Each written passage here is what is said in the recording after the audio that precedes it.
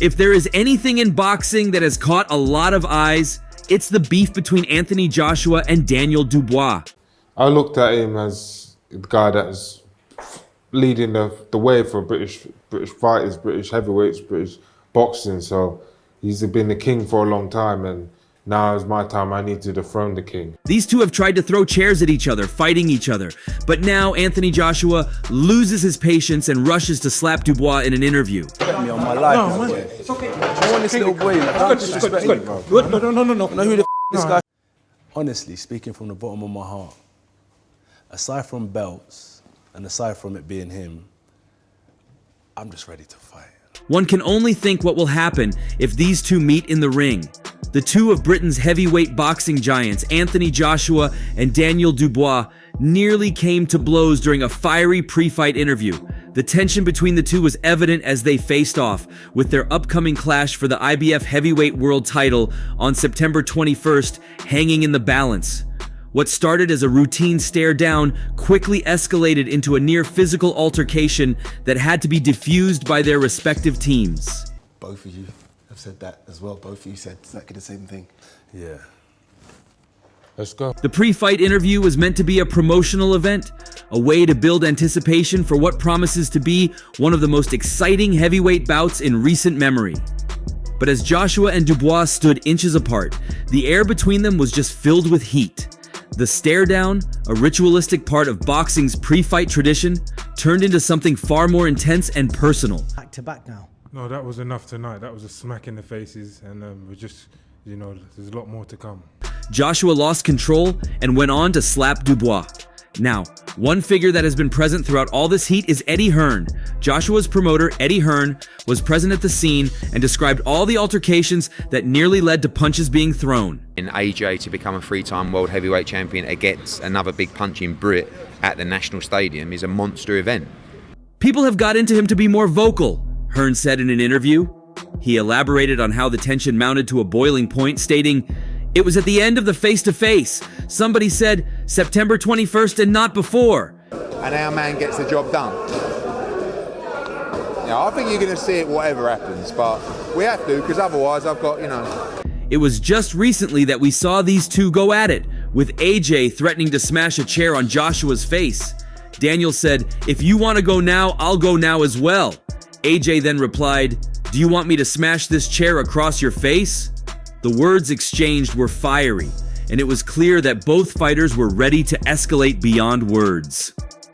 He said, "Don't ever disrespect me like that again. They were all pulled apart. There weren't any punches thrown," Hearn added. The scene was chaotic, and for a moment it seemed like the fight might break out there and then. Daniel, don't disrespect me. Don't disrespect me on my life. However, there is a much more interesting view here. The threat of using a weapon, especially in a sport where fists are the primary tools of combat, was telling. For Joshua, who has built a career on his physical skills and knockout power, to suggest the need for a chair was out of character and raised questions about his current mental state. Was this a sign that Joshua doubted his ability to handle Dubois with just his fists? The mere suggestion of resorting to a chair could be seen as an admission that he might not be as confident as he once was. You can't intimidate me. Don't disrespect You can't intimidate me. Daniel, don't Who do you disrespect think you are? Dubois, recognizing the vulnerability in Joshua's words, capitalized on the moment. "You can't intimidate me! Who do you think you are?" Dubois' response was sharp and decisive, showing that he not only refused to be bullied, but also saw through Joshua's facade. By standing his ground and challenging Joshua's threats, Dubois gained a psychological victory, exposing the possibility that Joshua's intimidation tactics were rooted in his own insecurities. I'm ready to let my fist do the talking, I'm 100% ready to go. I'm going to go to camp, focus, and train like a beast. As the interview progressed, the tension only grew thicker. Joshua's repeated commands for Dubois to relax and shut up seemed less about calming the situation and more about regaining control, a control that was slipping through his fingers as Dubois continued to assert himself. The more Joshua pushed, the more Dubois pushed back, leading to a standoff that nearly erupted into physical violence. When Joshua finally stood up from his chair, his body language was aggressive, yet there was a hesitation that didn't go unnoticed. Dubois's earlier challenge, "If you want to go now, let's go," had set the tone, and Joshua's delayed response only added to the perception that he was, in fact, on the defensive. Joshua's assertion, "I don't take disrespect lightly," sounded more like a plea for respect than a statement of dominance. If you want to go now, let's go. Relax. If you want to go now, let's go. Chair across your face. Don't disrespect. No, you can't intimidate me. In the world of boxing, where confidence is as critical as physical strength, this exchange may have revealed more about Joshua's current state of mind than any pre-fight interview could. The Joshua of old, known for his calm demeanor and controlled aggression, might not have resorted to such tactics. This new Joshua, who threatens with a chair and demands respect rather than commanding it, might be grappling with doubts as he faces a new generation of fighters eager to dethrone him. Lightly, Dan. It's good. Dan, don't take disrespect lightly, you know. Don't sit on the table telling me we can go now and do all of this and that. Dubois's calm and measured response throughout the exchange was a stark contrast to Joshua's increasingly desperate attempts to assert dominance. While Joshua's stature and experience in the ring are undeniable, this confrontation showed that the psychological battle is just as crucial. And on this front, Dubois appeared to have the upper hand. However, as Hearn pointed out, when you say that to AJ he is a bad man, it was a really good face-off. This remark captures the essence of the moment. Joshua, who usually maintains his cool, was pushed to his limit. The competitive fire within him flared up, and it became clear that the stakes for this fight were personal, not just professional. Hunters, so I've got to keep my eyes peeled. I can't just focus on those two and not worry about anyone else. So I've always kept my eyes peeled on Daniel and the rest of the heavyweights as well. Joshua later addressed the situation, acknowledging the tension that boiled over. "We had a bit of aggro, it's good," he said. "There are two aspects to it, the competitive side, the Queensberry rules of boxing, but there is also the instinct that one has as a fighter, and that is just how it is." Joshua's words reveal the duality that exists within every fighter, the need to adhere to the rules of the sport and the primal instinct to dominate an opponent when challenged. This encounter was a stark reminder that beneath Joshua's calm exterior lies a fierce competitor ready to defend his honor at all costs. He continued, "Before I boxed, I was a good fighter. That's an instinct you have when someone calls you out." He said, "Let's go now." And I said, "Let's go then." No security, I just stepped away. I thought I would be the bigger man. Joshua's decision to step back instead of engaging in a brawl demonstrates his maturity and understanding of what's truly at stake, his legacy, and the fight on September 21st. However, the encounter left an indelible mark on both fighters, setting the stage for a bout filled with raw emotion and intensity. Brown against Anthony Joshua. And I tell you, I'm not sure who is going to look away first here. There is an intensity in the eyes. This isn't the first time Joshua has found himself in a heated situation with a rival.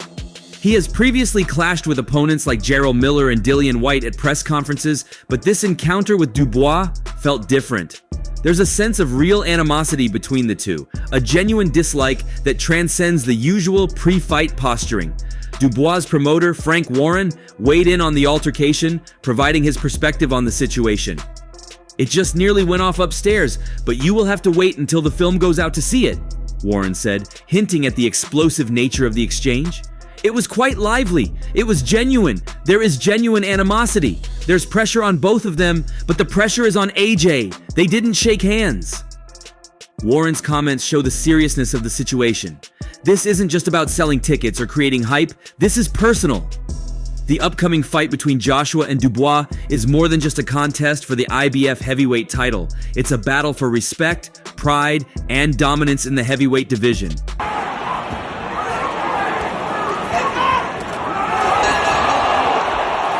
Both fighters have a lot on the line, but the pressure on Joshua is particularly intense. As a former two-time heavyweight champion, he's looking to reclaim his place at the top of the division, and a victory over Dubois would be a significant step in that direction. However, Dubois is not to be underestimated. He has been in excellent form, earning his world champion status after back-to-back wins over Jarrell Miller and Filip Hrgovic. His rise in the ranks has been meteoric, and he enters this fight with confidence and momentum on his side. The fact that Dubois was upgraded to world champion without having to throw a punch, following Alexander Usyk's decision to vacate the IBF strap, adds another layer of intrigue to this matchup. Some might question whether Dubois truly deserves the title, but his recent performances suggest that he's more than capable of holding his own against the best in the division. His powerful, aggressive style has earned him the nickname Dynamite, and he'll be looking to live up to that moniker when he steps into the ring with Joshua. Outright, that's what I want. What do you do to AJ? Just demolish him. I'll get even better. On the other hand, Joshua's journey back to the top has been equally impressive. After suffering a couple of setbacks in recent years, he has bounced back with statement wins over Otto Wallin and Francis Ngannou. These victories have not only restored his confidence, but have also re-established him as a force to be reckoned with in the heavyweight division. As the fight draws closer, the boxing world is buzzing with anticipation. Analysts and fans alike are debating who will come out on top in this clash of titans. Ex-world champion Tony Bellew is among those who believe that Joshua will emerge victorious, predicting a one-sided affair in favor of the former Olympic gold medalist.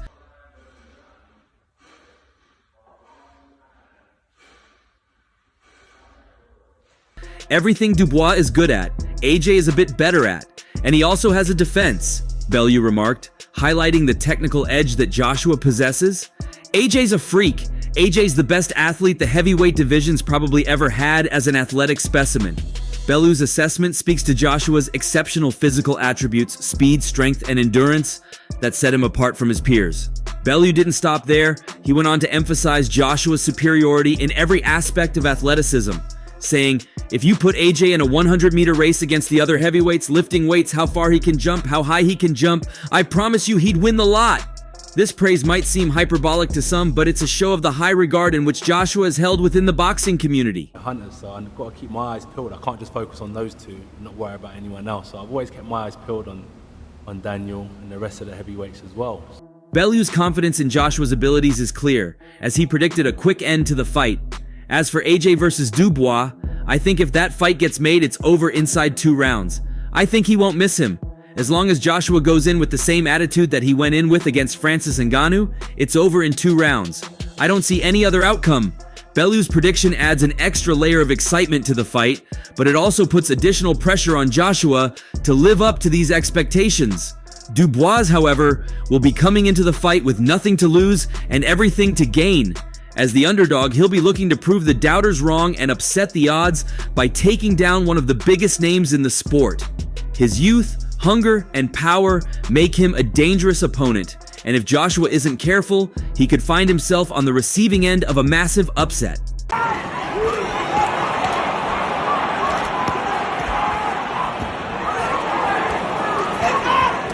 As the tension continues to build in the lead up to September 21st, one thing is certain: this fight will be one for the ages. The animosity between Joshua and Dubois is real, and it will undoubtedly spill over into the ring. For Joshua, this fight represents a chance to reclaim his throne and silence the critics who have doubted his resilience. For Dubois, it's an opportunity to announce himself as the future of the heavyweight division by defeating one of its biggest stars. However, Anthony Joshua is so confident in his skills that he even criticized Tyson Fury of losing to Usyk. Anthony Joshua has never been one to mince his words. While his focus might be on the 26-year-old Dubois, it's clear that Joshua also has some unfinished business with Fury, and he didn't hold back in a recent interview. Joshua's disdain for Tyson Fury is no secret, but his recent comments have taken the rivalry to a new level. I'm glad Fury isn't the undisputed champion. I just think he's an idiot, Joshua said. I'm still dismissive of him. Styles make fights, and my style for him is kryptonite. You know, I've always said AJ's built to measure for me, and just because he knocked out that guy with a right hand, it's not the same. Boxing's different, you know. Styles make fights. We've seen he couldn't land any of those right hands on Usyk. A way smaller man, a lighter man. Boxing is a very difficult game. These strong words came after Fury's loss to Alexander Usyk, a fight that saw Usyk claim the WBC title and become the undisputed heavyweight champion of the world. He was quite special because he stopped me. He did what Tyson Fury couldn't done, you know. And Joshua's criticism wasn't just about Fury's performance in the ring. It was also about the way Fury conducts himself outside of it. If it was someone else who lost the undisputed fight, I might think it was a shame, Joshua admitted. But when it comes to Fury, he seems to think the outcome was fitting. I've always said he's an idiot. He's very disrespectful. I just feel like he thinks by stepping on other people, that makes him feel better. Joshua's comments reflect a deep-seated frustration with Fury's behavior, particularly how Fury has treated other fighters. The way he disrespected Usyk, calling him a little rabbit and a middleweight, it's not good for the sport, Joshua continued. If I respect you and you respect me, we can lift this sport up and people think we are two of the most elite fighters in the world.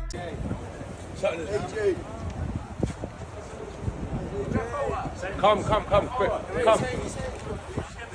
You can come. It's alright, it's good. Tyson Fury's loss to Usyk was a major moment in boxing, as it ended Fury's unbeaten streak and handed Usyk the undisputed title. Fury, known for his larger-than-life personality and trash talk, had belittled Usyk before the fight, calling him a little rabbit and a middleweight, comments that Joshua found particularly distasteful.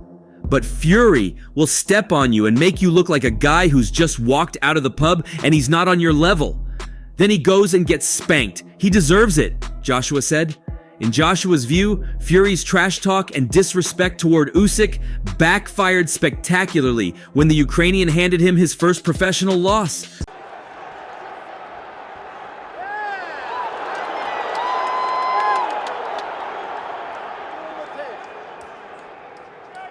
The defeat was a significant blow to Fury, who had previously held the WBC title and was considered one of the top heavyweights in the world. Usyk's victory not only earned him the WBC title, but also solidified his status as the undisputed heavyweight champion, a title he held for only a short time before vacating the IBF. While Joshua's criticism of Fury made headlines, he is also gearing up for his own major fight. Joshua is set to face Daniel Dubois, a young and hungry fighter, in September. The match will be held at Wembley Stadium, and Joshua will be challenging Dubois for the IBF heavyweight title. Dubois, who was recently handed the IBF belt after Usyk vacated it, will be looking to prove himself against the more experienced Joshua. However, Dubois' last fight against Usyk didn't end well for him. He was stopped by Usyk in August after a controversial low blow, which Dubois still insists was a legal body shot. I can see I've got problem. I've got proof of as well. Use them. Stop using this. Use these. Joshua, however, seems confident going into the fight. He has acknowledged Usyk's skills, something he feels Fury failed to do. Usyk is a good fighter, there is no denying it, Joshua said, but he also made it clear that he is not looking past Dubois. The upcoming fight is crucial for Joshua, who has been on a mission to regain his status as one of the top heavyweights in the world. Joshua's frustration with Fury goes beyond the ring. He's been vocal about wanting to fight Fury for years, but the match has yet to happen. I don't mind anymore whether he wins or loses. I just want to fight him. It's been dragging on, Joshua said. His comments reflect a growing impatience with Fury, whom he accuses of ducking top-tier opponents. Well, guys, it's official. D-Day has come and gone. It's gone past 5 o'clock Monday. No contract has been signed. It's officially over for Joshua. He is now out in the cold with the Wolfpack.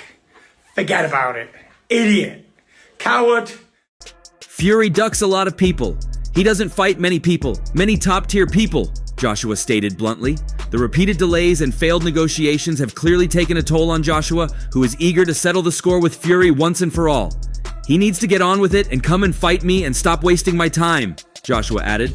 I don't want to wait until I'm 40, 41, 42 to fight him. Joshua's comments paint a picture of a fighter who is not only confident in his abilities, but also fed up with the politics and games that often surround big boxing matches. He is ready to prove himself against both Dubois and eventually Fury.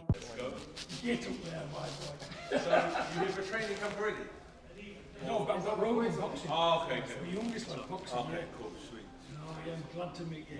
He's in there already? He's in there already? Yeah, he's in there. He's taking a picture. I'm going to do my, do these photo shoots and then slip off. God bless you. Good luck.